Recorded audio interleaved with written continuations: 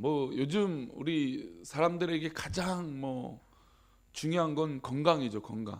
건강하게 사는 거, 건강하게 뭐 소위 말해서 노년의 삶을 건강하게 보낸다라고 이야기들 합니다. 뭐 근데 이게 뭐 연세 있는 분들만 건강을 얘기하는 게 아니라 젊은 사람들도 요즘 뭐 건강을 위해서 많은 투자들을 하죠.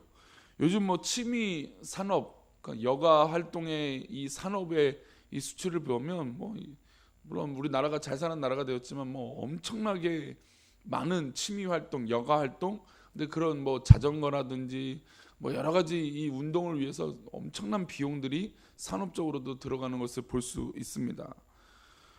요즘 뭐 자전거도요, 뭐 아주 좋은 뭐 자전거라고 하면은 뭐 그냥 뭐 몇십만 원 정도가 아닙니다. 몇천만 원짜리예요. 몇백만 원도 아닙니다. 뭐 그런 이 자전거가 있기도 하고, 뭐 어떤 자신의 운동을 위해서는 뭐 다양한 건강을 위해서 운동들을 하는 것을 볼 수 있습니다. 근데 건강을 위해서는 특별히 뭐 아무래도 이제 병원에 가게 되면 제일 먼저 의사들이 하는 건 다이어트입니다. 다이어트죠. 뭐 체중이 없는 분들이야, 나가지 않는 분들이야, 기준 안에 있는 분들이 괜찮지만 늘 우리나라는 이제 풍요로운 시대여서 늘 약간의 과체중인 건 뭐 사실입니다. 잘 사는 나라가 됐고 풍요로운 나라가 시대가 됐기 때문이죠. 근데 이제 이 다이어트를 하는 데 있어서 가장 중요한 건 며칠은 열심히 합니다. 그렇죠? 며칠은 열심히 하고 또 뭐 밥도 줄이고 여러 가지 또 주의해서 먹을 것을 합니다. 근데 이제 가장 이 다이어트 할 때 주의할 건 뭘까요? 요요 현상이죠. 요요 현상. 다시 원위치로 돌아간다는 겁니다. 며칠은 쫙 빼서 또 이렇게 몸무게를 유지하다가 또 하루 순간에 뭐 과식을 한다거나 아니면 뭐 정말 뭐 또 원래보다도 더 많이 먹게 되는 또 이런 이 식단을 하게 돼서 조절하지 못해서 이 원래 체중으로 아니면 더 체중으로 나가는 경우들이 있습니다. 사실 저도 저희 어머니를 만나면 꼭 하는 얘기는 어머니 다이어트 하세요. 다이어트 하세요. 좀 줄이셔야 돼요. 얘기합니다. 왜냐면 그게 이제 건강을 위해서 이제 염려돼서 이제 어머니한테 얘기를 하죠. 근데 저도 이제 이 약간의 과체중이기 때문에 몸무게를 좀 줄여야 됩니다. 그래서 며칠은 또 한 몇 주는 뭐 심지어 한 달 정도는 그 몸무게를 잘 유지해요. 근데 역시 뭐 맛있는 걸 먹기 시작하면 그냥 뭐 끝도 없이 먹기도 합니다. 아직도 저는 뭐 일반 식당 가는 것도 좋아하지만 좋은 식당 가자고 하면은 뷔페를 가는 게 제 성향입니다. 그러니까 뭐 이렇게 단품 하나 잘 차려져 있는 똑같은 가격이라면 저는 이왕이면 뷔페를 가고 싶은 마음이 있습니다. 그런 거 보면 저는 아직 뭐 이 다이어트를 완벽하게 하기에는 어려움이 있죠. 근데 다이어트를 성공하려면 이 다이어트 얘기가 길어져서 이 얘기만 하겠습니다. 다이어트가 성공이 되려면 완전히 식습관이 습관화가 되어져야 되는 것이죠. 그런 삶으로 완전히 뒤바뀌어져야 됩니다. 그런 의미로 본다면 영적인 삶도 마찬가지죠. 우리가 은혜 받을 때만 변화된 모습이 있는다면 그는 진정한 변화된 모습은 아닐 겁니다. 은혜를 받고 감격 있고 기도의 내용이 있을 때 뭐 하나님 앞에 막 그런 사모함이 있을 때 그 순간만 아니면 그때만 은혜 받은 모습으로만 살고 그 이후의 시간이 지나면 뭐 원래 하던 습관대로 하는 것은 사실은 진정한 변화요 또 영적인 습관의 변화가 아니라는 것이죠. 그 기간만 지나면 그냥 원래 했던 그 영적인 나태한 모습이 우리 가운데 생기게 된다면 우리는 완전한 변화가 있는 것은 아닌 것 같습니다. 단기간은 은혜 받은 척할 수 있지만 그 삶의 습관이라 어떤 그런 이 모습들이 완전히 변화되지 않았다는 건 우리 삶을 돌아보고 하나님 앞에 기도해야 될 제목인 줄 믿습니다. 그런 의미로 보면 또한 이 느헤미야 13장은 아쉽지만 해피엔딩은 전 아닌 것 같아요. 왜냐하면 그렇게 열심히 달려왔잖아요. 그렇죠? 막 금식하며 기도하고 느헤미야가 총독이 돼서 막 녹을 받지 않고 십몇 년 동안 막 총독으로서 살면서 정말 이 최선을 다해서 이스라엘 민족의 막 체질 개선을 위해서 열심히 삶을 살았습니다. 성벽을 재건했어요. 막 그래서 뭐 이 성벽 중건식을 하면서 재건식을 하면서 또 이 초막절 절기를 지내고 막 이스라엘 백성들이 막 울고 기뻐하고 에스라가 말씀을 전할 때마다 막 아멘 아멘 하고 막 놀라운 일들이 막 일어났어요. 얼마나 감사합니까? 그런데 이런 재건이 끝나고 또 어떤 이 역사들이 끝나고 느헤미야가 잠시 자리를 비웠습니다. 그러니까 자기를 총독으로 보냈던 이 바사 페르시아에 잠깐 이 돌아갔던 사이에 이스라엘 민족의 모습이 본 모습이 다시 드러나게 됩니다. 그런데 놀라운 것은 좀 더 안타까운 것은 원래대로 돌아가서 이 민족의 그 잘못된 길을 돌이키는데 민족의 지도자들이 오히려 하나님 앞에 범죄하는 것을 볼 수 있어요. 우리 4절과 5절인데요. 참으로 안타까워요. 4절과 5절 보겠습니다. 4절 5절 읽어봅니다. 시작. 이전에 우리 하나님의 전에 방을 맡은 제사장 엘리야십이 도비아와 연락이 있으므로 도비아를 위하여 한 큰 방을 만들었으니 그 방은 원래 소재물과 유황과 그릇과 또 레위 사람들과 노래하는 자들과 문지기들에게 11조로 주는 곡물과 새 포도주와 기름과 또 제사장들에게 주는 거제물을 두는 곳이라. 아멘. 저는 리더들 또 때로는 권력이 있는 사람들이 훨씬 더 죄악에 노출이 되어 있다고 생각을 합니다. 차라리 물론 뭐 사람들의 인간이야 다 하나님 앞에 연약하고 또 범죄한 죄인들이지만 유혹의 자리로 따진다면 당연히 앞에 있는 사람이 더 많은 것 같아요. 그럴 바에는 차라리 권력을 소유하지 않고 또 성공이라고 하는 인간적인 모습이 과연 우리 가운데 무슨 의미일까라고 생각을 합니다. 교회 안에서도 중직이 되었다라는 건 오히려 더 하나님 앞에 겸비하고 더 겸손하고 더 하나님 앞에 엎드리는 것이 당연한 것인데 우리 삶은 오히려 그러지 못하는 것 같아요. 물론 우리 성도들이 열심히 최선을 다해서 노력하고 또 하나님 앞에 하려고 하지만 근데 중직이 되면 될수록 오히려 더 많은 유혹들이 있어요. 근데 넘어뜨리고 또 이 백성들을 어렵게 만드는 거 오히려 이런 위정자들이고 또 앞에 있는 사람들이 더 그렇게 어렵게 만들게 된다는 겁니다. 지금 보면 하나님의 전에 방을 맡은 제사장이 있었어요. 제사장이에요. 민족의 지도자고 또 영적인 아비들이에요. 근데 이 제사장 엘리야십이 누구랑 연락합니까? 지금 성벽을 재건을 방해하고 계속해서 느헤미야를 죽이려고 했고 계속해서 정치적으로 뒤흔들었던 이 도비아와 연락이 있었어요. 사실은 악한 것과 이 죄악과는 어떻게 보면 이 상종도 하지 말고 우리가 당연히 악한 것을 이길 수 있다라고 또 그들을 변화시킬 수 있다라고 생각하지만 죄송하지만 그것은 많은 착각일 수 있어요. 악한 것은 우리에게 변화된 모습으로 우리에게 다가오지 않아요. 우리는 그들을 변화시킬 것처럼 얘기하고 그들에게 접근하지만 그들은 변화된 모습으로 우리 가운데 오는 것이 아니라는 것이죠.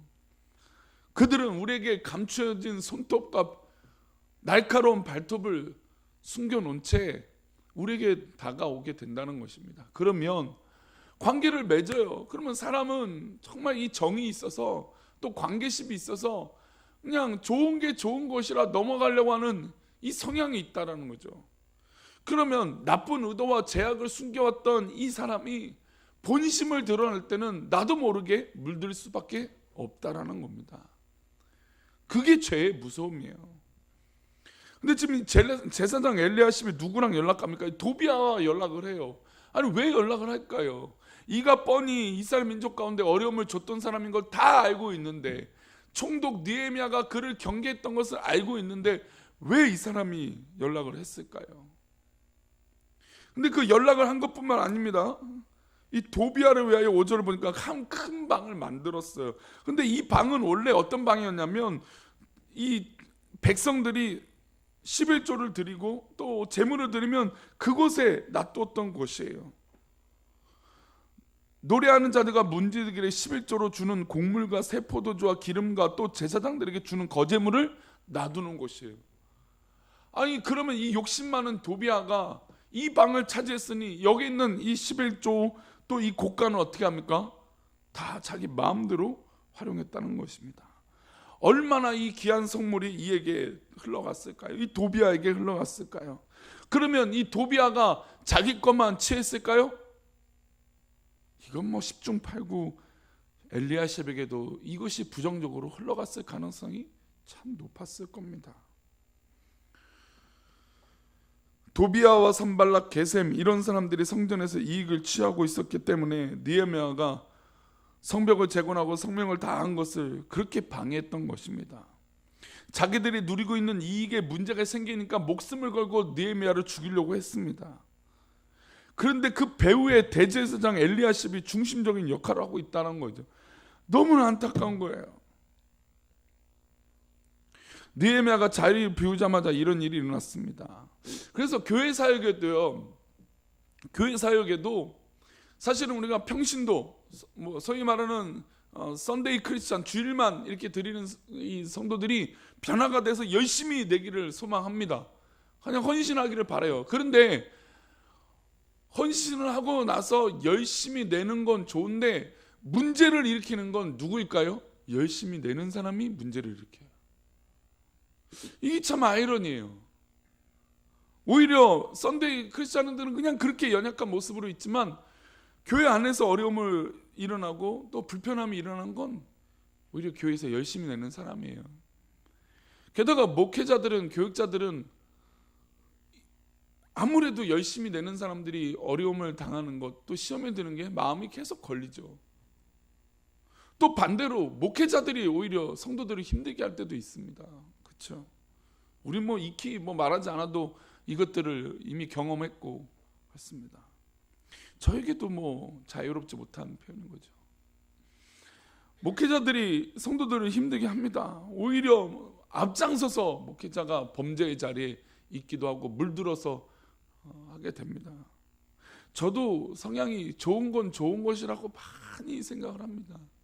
그런데 문제는 이 좋은 게 좋은 것이라고 할 때 죄라고 하는 측면은 좋은 게 좋은 것이 될 수 없어요. 엘리야십이 어떤 마음으로 지금 도비아에게 이 방을 줬는지는 모르겠지만 이것은 참으로 안 되는 일이었습니다. 근데 이 관계를 보니까 어떤 이 유추할 수 있는 일을 보면 우리 28절을 보겠습니다. 넘어가서 쭉 가서 28절을 보면 이 엘리야십이 왜 이런 짓을 하고 있을까라고 하는 것에 또 이해가 됩니다. 우리 느헤미야 13장 28절이요. 읽어봅니다. 시작. 대제사장 엘리야십의 손자 요아야다의 아들 하나가 호론 사람 산발랏의 사위가 되었으므로 내가 쫓아내어 나를 떠나게 하였느니라. 느헤미야가 와서 조사하고 봤더니 경을 칠 일이죠. 이 엘리야십이 누구랑, 이 아들이 하나가 있는데 그 사람이 누구랑 결혼했습니까? 산발랏의 사위가 됐어요. 산발랏의 딸과 결혼한 거예요. 아니 지금 앞장서서 이방인들과 결혼하지 말라고 한 장, 기지도 않아요. 2장 전에 회개하고 결단했던 이 사람들이, 그리고 그것을 이끌어야만 했던 이 민족의 지도자인 대제사장이 오히려 산발랏에게 사위로 아들과 결혼하게 만들고 이런 참담한 일을 하게 됐던 거죠. 와, 이방인과 통혼하는 것을 하지 말자고 결단한 지가 얼마 안 되는데 이런 죄를 집니다. 아니 이런 것을 보면 무슨 우리 인간이, 우리 믿음의 사람들조차도 어떻게 하나님 앞에 나는 깨끗합니다 라고 장담하며 살 수 있습니까? 나는 다릅니다 라고 말하며 살 수 있을까요? 죄송하지만 아닌 것 같아요. 저를 포함해서 우리 온 성도들에게 허물을 말한다면 없는 사람 없을 것 같아요. 장담할 수 없어요. 그러니까 우리는 더 겸비해야 돼요. 더 하나님 앞에 엎드려야 돼요. 더 이 목회자부터 더 바르게 서려고 노력해야 돼요. 기도해야 돼요. 하지 않으면 이건 죄에 물드는 건 순식간이에요. 요즘 시대에 얼마나 참담합니까?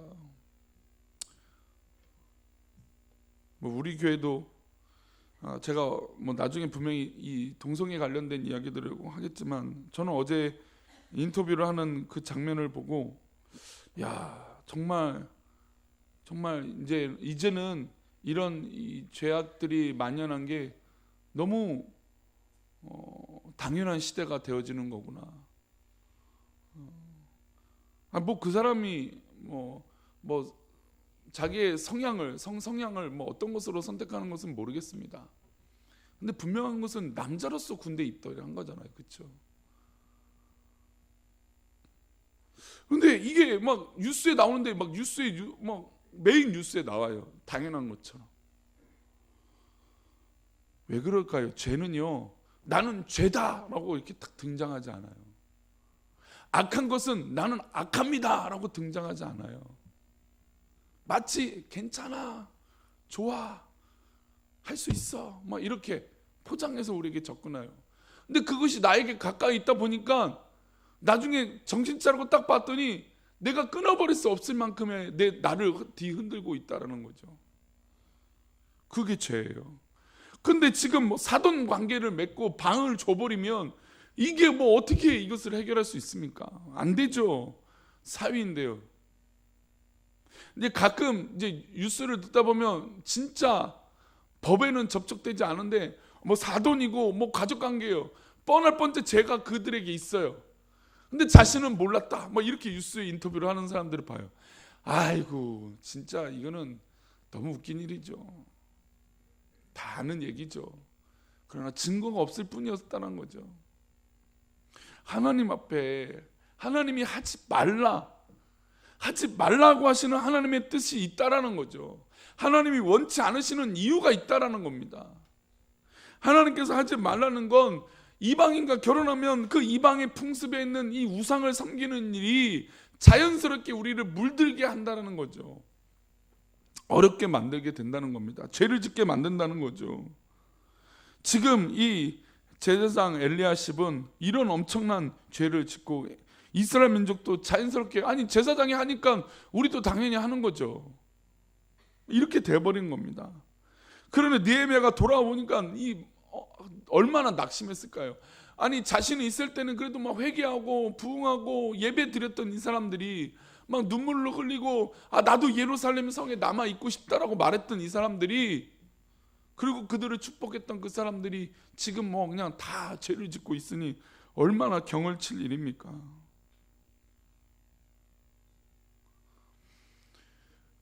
그래서 느헤미야는 이 일로 해서 이런 일들을 쫓아내고 막 결단합니다. 우리 8절과 9절을 읽고 마치겠습니다. 우리 8절과 9절입니다.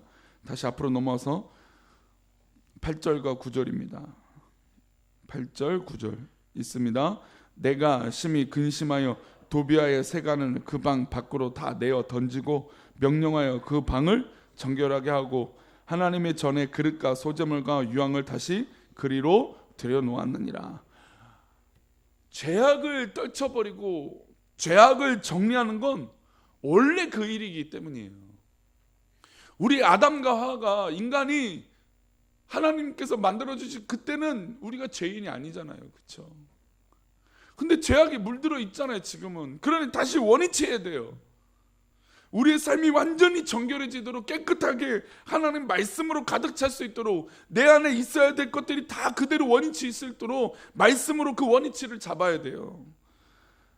그래서 느헤미야는 그 방을 정결하게 했습니다. 그리고 그 방에 있어야 될 소재 그릇과 유황들을 다시 원위치 놀려놓았어요.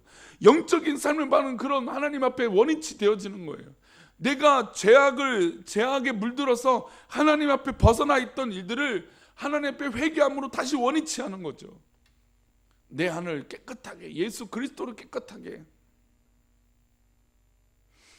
사랑하는 성도님들, 우리는 그래서 조금이라도 방심하면 안 됩니다. 특별히 우리 아침 기도에 오신 분들은 방심해서는 안 돼요. 조금 더 방심하면 우리가 방심하는 그 순간 또 넘어지게 되어 있습니다. 죄송하지만 그 넘어지는 걸 남 핑계 대지 마십시오. 남 핑계 댈 필요 없습니다. 다 나에게, 저에게 있는 것이죠. 느헤미야의, 저는 제가 말씀드린 대로 느헤미야를 정말 좋아한다고 했잖아요, 그렇죠?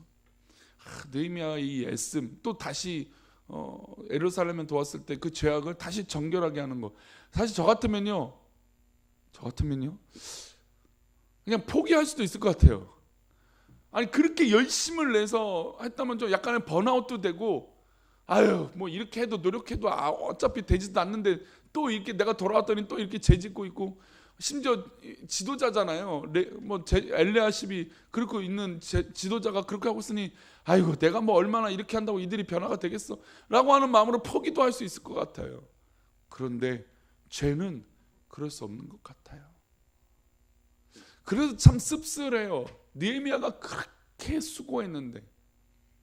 근데 생각해 보면 진정한 영적인 변화가 일어나지 않고서는 사람은 바뀌지 않는다는 거죠.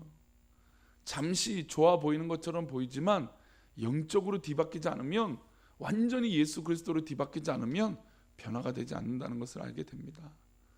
사랑하는 성도님들, 우리가 이런 완전한 변화가 더 가치 있는 것을 우리가 지난 주일에도 고백하고 우리가 계속해서 고백하는 건 아닙니까? 우리에게 진정한 고백이 필요합니다. 신앙의 고백이 필요합니다. 예수 그리스도로 말미암아 신앙의 변화가 진정으로 일어나길 원합니다. 내가 어떤 교회의 직분을 얻었다고 변화가 일어난다고요? 죄송하지만 아닙니다. 진정한 변화는 예수 그리스도로 말미암아 완전히 뒤집혀져야 변화가 일어납니다.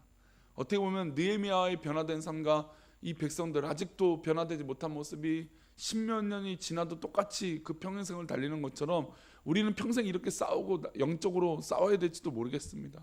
그러나 우리 포기하지 맙시다. 포기하지 말고 우리가 영적인 것들이 더 하나님 앞에 변화되고 깨달아지고 또 정말 성장할 수 있도록 기도합시다. 그리고 우리의 이 재개발의 기간 동안 더 하나님께서 신실하게 우리를 붙들어 주신 것을 믿고 정말 하나님 앞에 성장하시는 귀한 이 영적인 시간들이 되시기를 축복합니다. 기도하겠습니다. 하나님,